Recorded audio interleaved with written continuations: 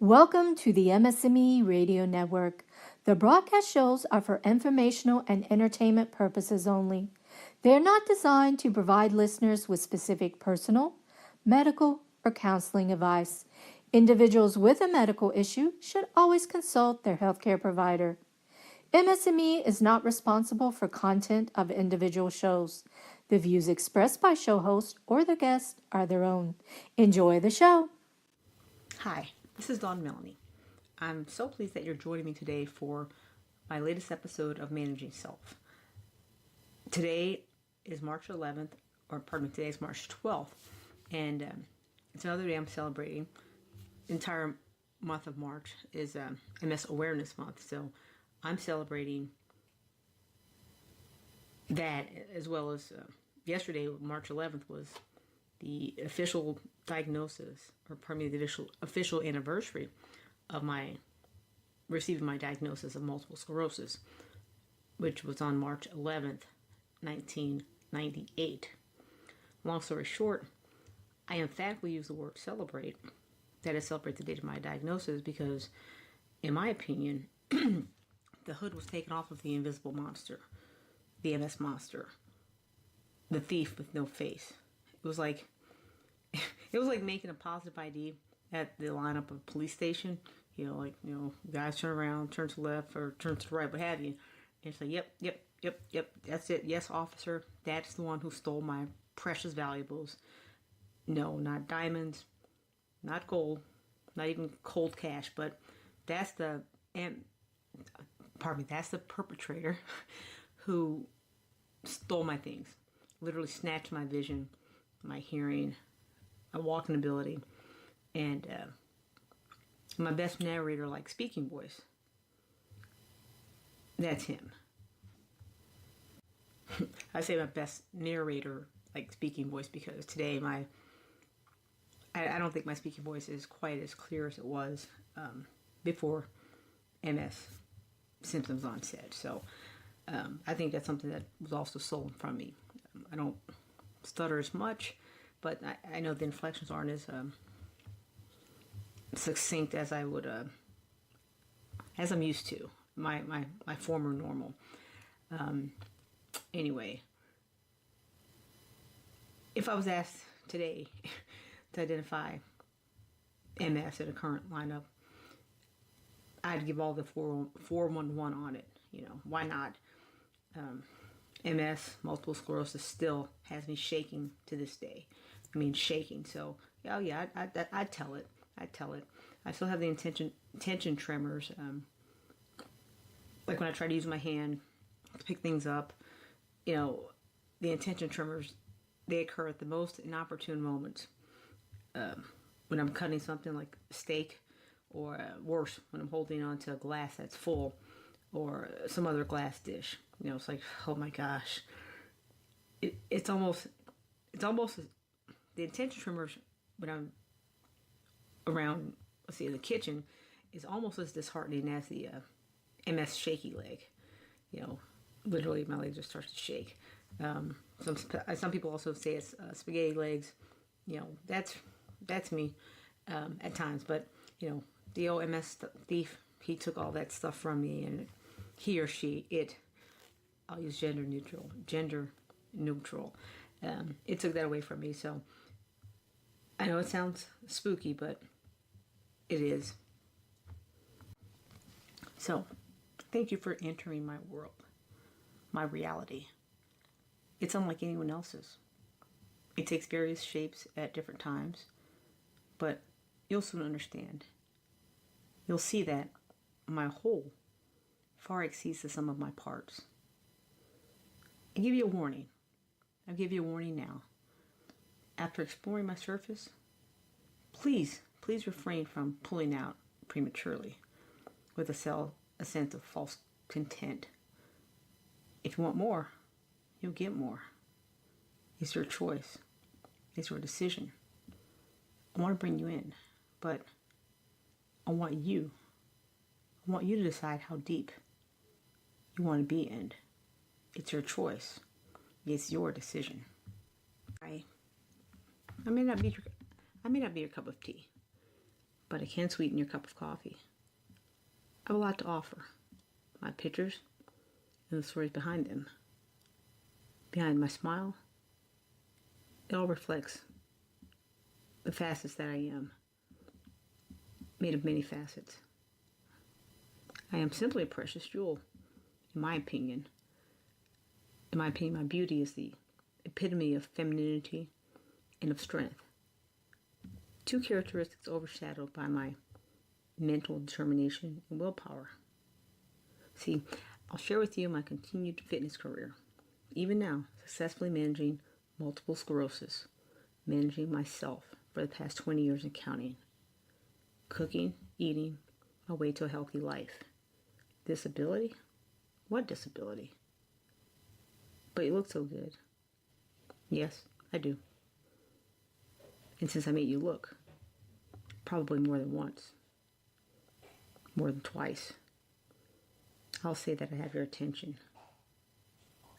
And now I say to you, my most seductive words ever, let's eat. Oh my goodness. Okay, I'm laughing out loud. LOL. LMAO. I'm laughing my ass off. I know, that totally sounded like an excerpt from one of those Harlequin Quinn romance novels or so, but it wasn't. It was just me. Just what I was feeling. Just how I am right now. Oftentimes it's me. I just wanted to share with you a different side of me.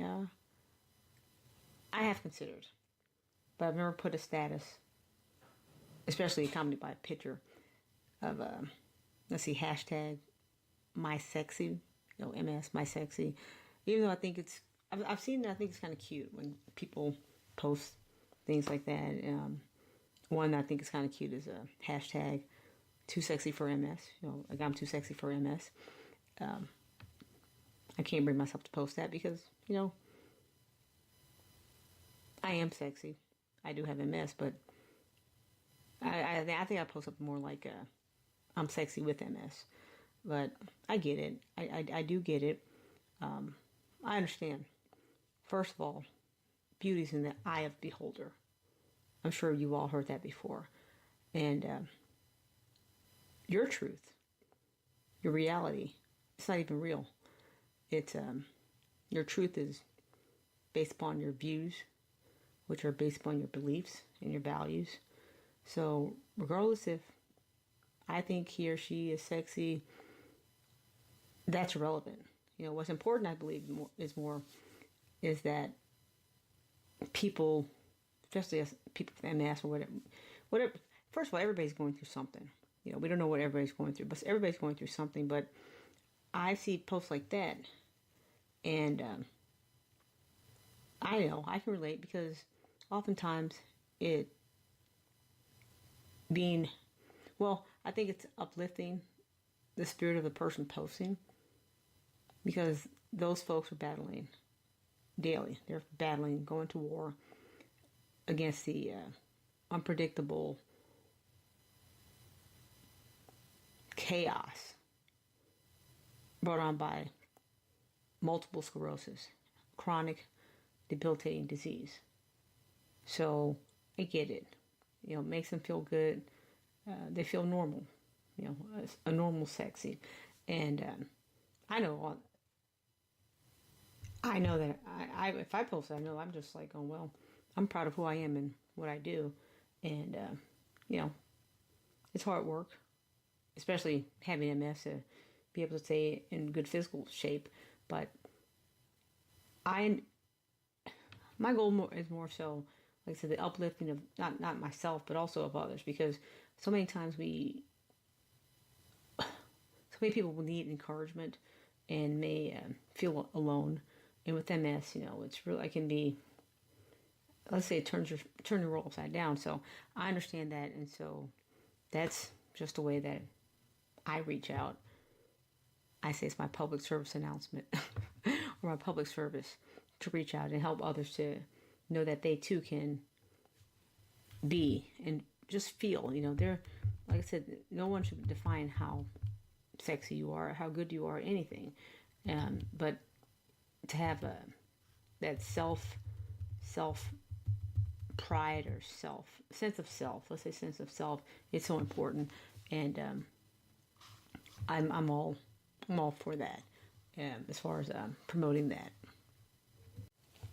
Okay, too often folks look at me and falsely formulate the most one-dimensional opinion about me. And I somewhat I understand.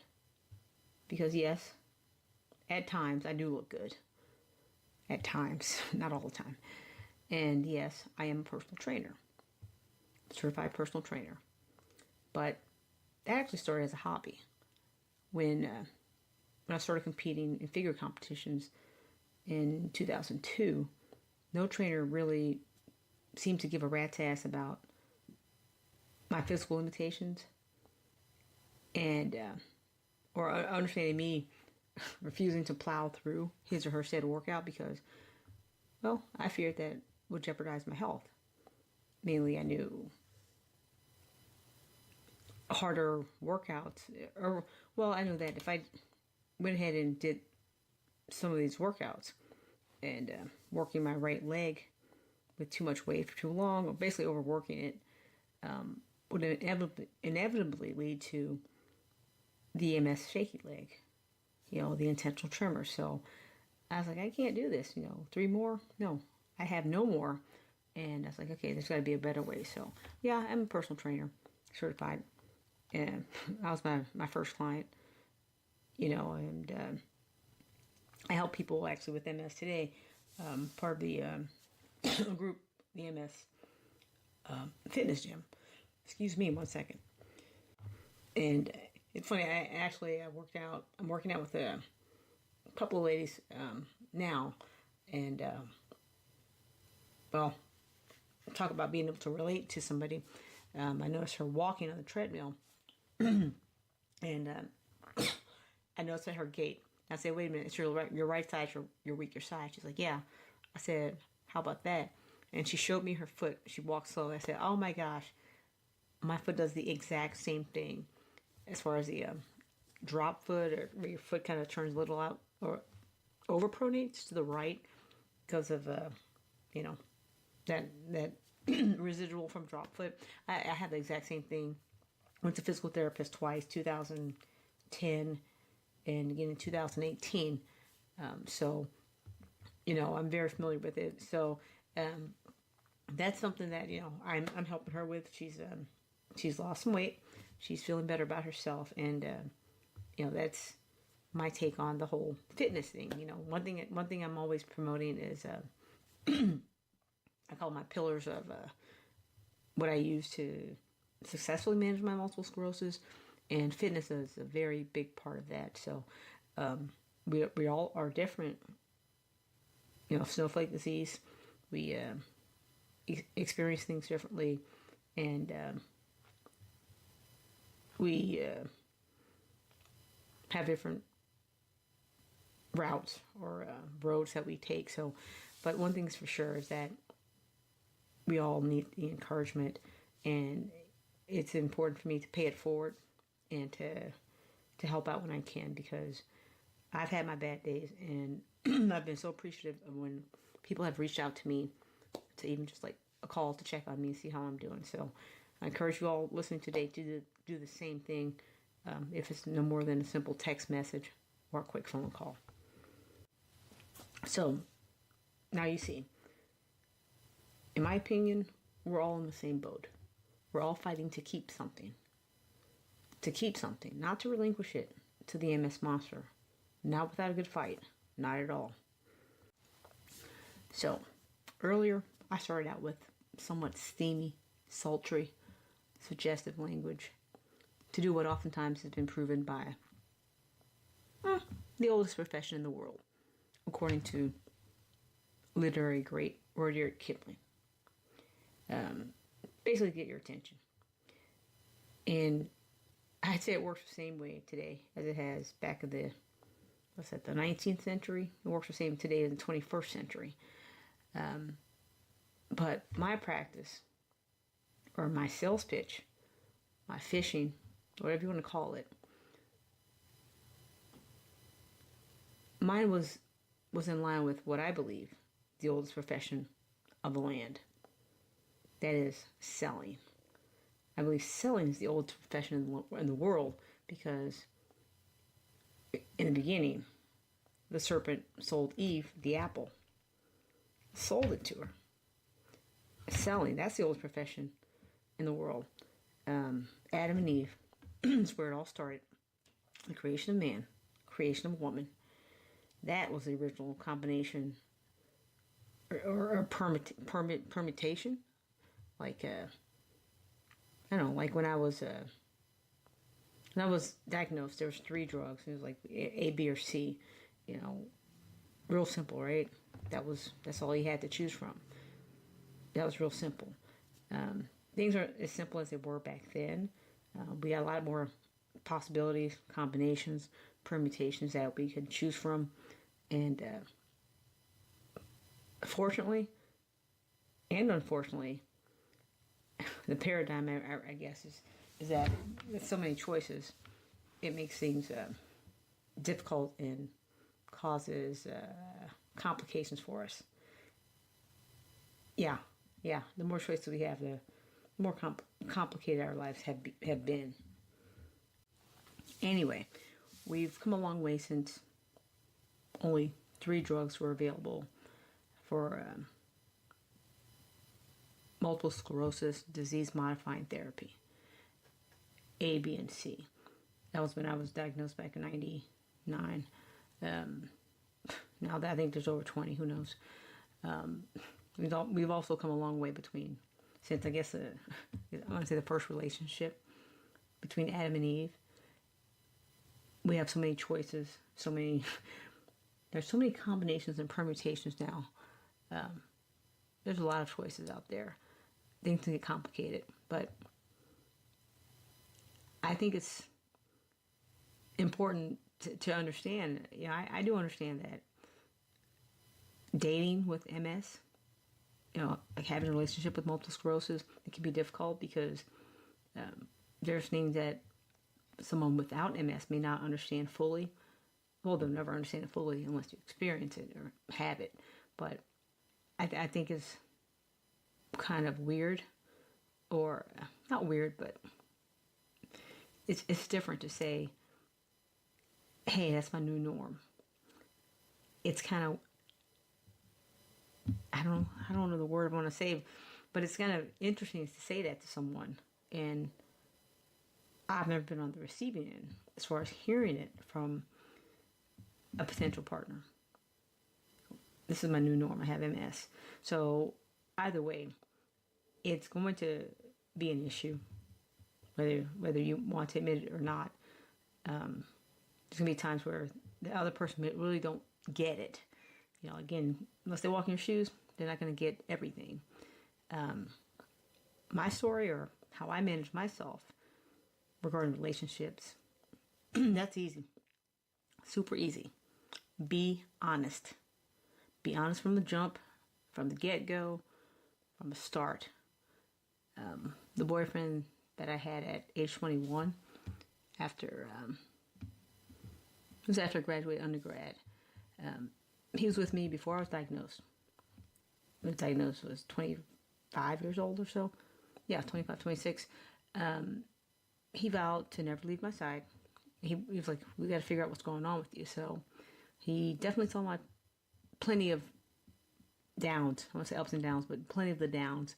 Like me losing my vision, like me having to purchase my first walking cane. And I lost my hearing, and that kind of jacked with my equilibrium. Fortunately, he was compassionate enough to start sign language class or lessons at the pamphlet and materials. And it was just in case. I found it actually hidden under the bed. It was just in case. That's how he had to communicate with me. So, anyway, I guess despite my stubbornness I want to maintain my independence. We stay together, and we finally married when I was 32 years old. So we were together 11 years before we got married. And ironically, we got married a couple of months after my last day of work, which was September 2005. September. Anyway, the stress that I allowed to enter my world after Hurricane Katrina, all the stuff that occurred with my parents who lived in New Orleans, it led to the worst, most significant MS flare up to date. Dating, one aspect of relationships. Sometimes you're just friends, sometimes it develops to more. My acquaintance, he and I became friends after I was widowed. I had actually thrown in the towel of meeting someone again because no one seems to understand. Why I would maybe make change of plans about going out for a quote unquote date, or too tired to do something, or usually it was about going out, or why are you so tired? Anyway, after a few months of spending time as friends, I said yes. I said yes to the premise of us dating. I still recollect. I thought, what a novel idea. Am I in high school again?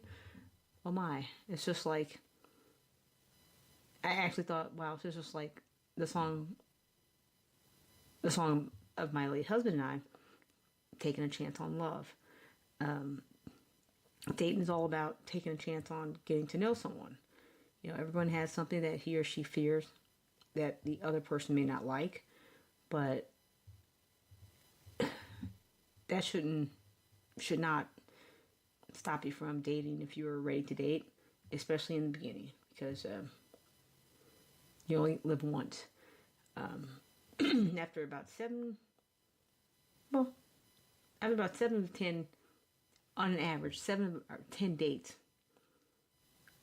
my friend and I, I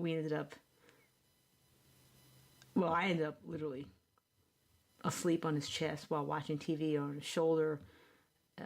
Watching TV, or should I say vice versa, the TV was watching us or watching me. We dated, and 3 years now we've been married. So if I didn't take a chance on dating or take a chance on love, I wouldn't be married again. I didn't have to tell my husband about my multiple sclerosis status. That is, when we were acquaintances before we even met. He saw my profile on a social media site, and it was there. I just put it out there plain as day. I have multiple sclerosis, and actually I think it was after I stopped working. I was kind of bored there, so what I started doing was modeling, fitness modeling, and I put it out there. I said, you know what, I'm a CPA. I have a sexy side, and also I've been diagnosed with a handicap or a disability. So go figure. Go figure literally. That was pretty obvious. Okay, so you got to see different sides of me there. So that was easy. But for anybody out there listening, I encourage you guys to not worry about whether somebody's going to like you with or without your MS. Basically, just focus on the person that you're with, or that you're dating, or a prospective date. And, if you like that person, that's what makes it easier to have any conversations about the weather or deep issues like multiple sclerosis. So, MS is unpredictable, and the same can be said about life in general, right? Who knows what tomorrow may bring? But I would say, what's important is that we live for today. Appreciate everything. Appreciate the good, bad. appreciate it, but do live. Live for today. Think about tomorrow. So when you're living for today, it's okay that if you're wanting to date, go on and put yourself out there and know that you are you, you're special, you're unique, you're an amazing person, and that you deserve someone as special as you. And if they can't accept you for everything that you are, then it's probably not a match, and it's probably not meant to be. We don't need, we don't need stress of trying to validate ourselves to anyone. We have enough trying to validate ourselves to our darn selves. I mean, come on, the medicines, the procedures that we undergo on a continued basis. We don't need to stress ourselves out about trying to make somebody like us. After all, dating should be about getting to know each other and not just trying to explain your MS the whole time you're dating. Remember, MS, or whatever you're dealing with, I know that my MS is just another part of me. It doesn't define me. It hasn't defined me. I won't let it define me. It's just a part of me. This week for the challenge, I want to encourage everybody out there listening to think of something that you think that, I don't want to say define you, but that is a major part of who you are, what makes you who you are. With me, I really enjoyed the modeling, the fitness modeling. It's not the norm. I enjoy cooking. I have one cookbook I need to work on the following volumes. I want to encourage everybody to do what they enjoy. Think about it and maybe get reacquainted with the hobby that you may have set aside because if you think, oh, I have MS, I can't do that anymore. No, please don't do that. Please don't do that. If we do that, we let MS win. And this month particularly, but every day, let's remember that we're warriors. And this MS battle, MS war, it's not going to be over anytime soon. I hope it is, but just in case, let's be prepared. Let's go to war every day. Every day, make sure that we're the strongest the strongest we can be as individuals, with or without MS. This has been Dawn Melanie. I do thank you for joining me this week for Managing Self. I hope you'll join me next week. But in the meantime, I hope we all can be encouraging to others, uplifting to others. Pay it forward. I know I get my greatest joy by reaching out and connecting with people, even if it's through cyberspace. And I know that I've done a good job when I get comments like I have. Even today, a young lady said, "You give me hope."